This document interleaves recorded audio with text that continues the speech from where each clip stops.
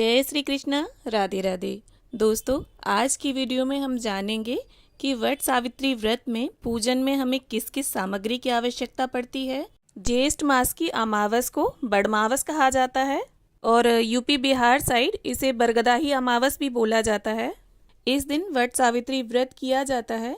कहीं कहीं पर यह व्रत ज्येष्ठ पूर्णिमा को भी किया जाता है।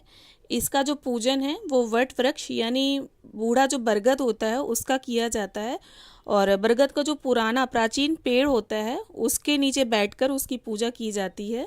लेकिन अगर आप किसी कारणवश बाहर जाकर पूजा नहीं कर पा रहे हैं तो इस तरह से आप एक दिन पहले ही बरगद की टहनी को तोड़कर घर ले आएं तो आप उसका भी पूजन कर सकते हैं। और जो भी टहनी आप बरगद की तोड़ें उसमें देख लें इस तरह से कोपल लगी होनी चाहिए, क्योंकि ये कोपल और चने निगल कर ही हम व्रत का पारण करते हैं। और जिस भी बरगद की आप टहनी तोड़ें या जिस भी बरगद की आप पूजा करने बाहर जा रहे हैं वो जितना प्राचीन हो जितना पुराना हो उतना ही अच्छा। कम से कम 12 वर्ष पुराना तो बरगद होना ही चाहिए। इससे कम जो आयु का बरगद होता है उसका पूजन नहीं करना चाहिए। तो चलिए अब देख लेते हैं कि हमें सामान क्या क्या चाहिए। इस तरह से एक घी का दीपक आप ले लें और चावल के आटे का या गेहूं के आटे को हल्दी में घोलकर इस तरह से ऐपन बनाया जाता है, वो ऐपन आप तैयार कर लें। और गेहूं का आटा ले लें चौक पूरने के लिए। अष्टगंध चंदन ले लेंगे हम। और इसके बाद इस तरह से हमें देखिए काले तिल चाहिए होंगे, क्योंकि अमावस्या तिथि है तो काले तिल आप ज़रूर पूजा में शामिल करें। और अक्षत ले लेंगे पूजन के लिए। अक्षत ध्यान रखें आप टूटे नहीं होने चाहिए। और हल्दी का इस पूजा में विशेष महत्व होता है तो हल्दी ले लेंगे हम। और आपके यहाँ जैसा भी सिंदूर चलता हो, शादी के समय जिस सिंदूर से आपकी मांग भरी गई हो, जिस रंग के सिंदूर से, पीले या लाल से, वो सिंदूर आप रख लें।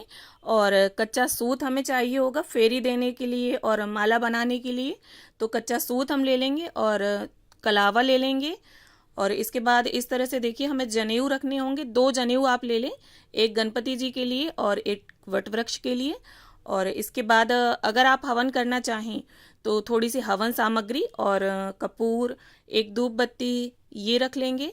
और हमें पूजा में गेहूं चाहिए होंगे तो वो गेहूं ले लेंगे। आप गेहूं की जगह चावल भी ले सकते हैं, ज़रूरी नहीं है कि आप गेहूं ही लें। गेहूं अगर उपलब्ध ना हो तो आप चावल भी रख सकते हैं। और इसके बाद ये देखिए इस तरह से हमें भीगे हुए चने चाहिए, इनका पूजा में विशेष महत्व होता है।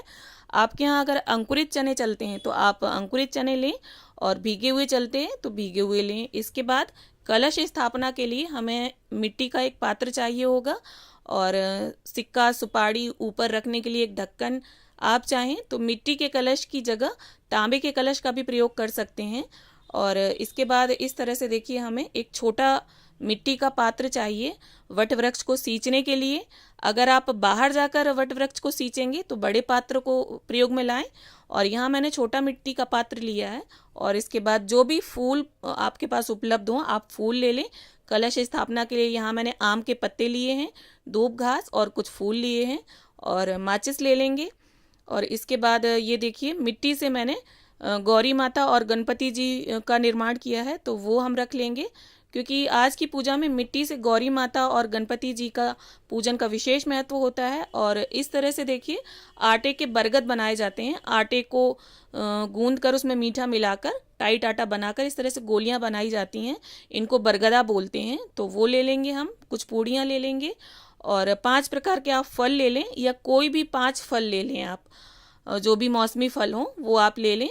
इसके साथ ही पूजा में चढ़ाने के लिए एक साड़ी आप ले लें, साड़ी ले लें या चुनरी ले लें या रुमाल ले लें। और साथ में सुहाग की सामग्री आप जरूर लें। जितना आपका सामर्थ्य हो आप उतनी सुहाग की सामग्री चढ़ा सकते हैं। 5, 7, 9, 11 या 16 श्रृंगार की सुहाग की सामग्री आप चढ़ा सकते हैं। और साथ ही में देखिए इस तरह से वट वृक्ष को भेंट करने के लिए आप एक उपवस्त्र ले लें। यहाँ मैंने एक अंगोछा लिया है, आप अंगोछे की जगह पर कोई पीला कपड़ा भी चढ़ा सकते हैं। और सुहाग की सामग्री में देखिए हमारे यहाँ ये महावर बहुत ज़रूरी होता है तो ये मैंने ज़रूर रखा है। और इसके साथ ही यहाँ मैंने कांसे के बिछुए लिए हैं। आप अगर सामर्थ्य है आपका तो आप चांदी के बिछुए भी चढ़ा सकते हैं।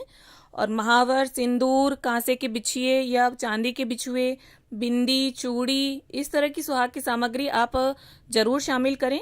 और कुछ दक्षिणा ज़रूर आप रख लें, क्योंकि दक्षिणा से जो पूजा में कमी होगी हमारे अगर, तो वो पूरी हो जाएगी। और जो भी मीठा हो आपके घर में उसे आप भोग प्रसाद के लिए रख लें। और अंत में देखिए सबसे ज़रूरी चीज़ पंखा, ये हमें पूजा में ज़रूर शामिल करना है। अगर बांस का पंखा आपको मिल जाता है तो अति उत्तम, वरना जो भी पंखा आपको मिल जाता है वो आप रख लें। इसे पूजा में शामिल किया जाता है और फिर इसके बाद बरगद की जो हवा है वो इससे की जाती है। और पूजा संपन्न होने के बाद में अपने पति की भी इससे हवा की जाती है। तो इस तरह से ये वो टोटल सामग्री है जो वट सावित्री व्रत में पूजन के लिए हमें चाहिए। आशा करती हूँ वीडियो आपको पसंद आया हो। वीडियो अगर अच्छा लगा हो तो इसे लाइक करें, शेयर करें और चैनल को सब्सक्राइब कर लें। Thanks for watching.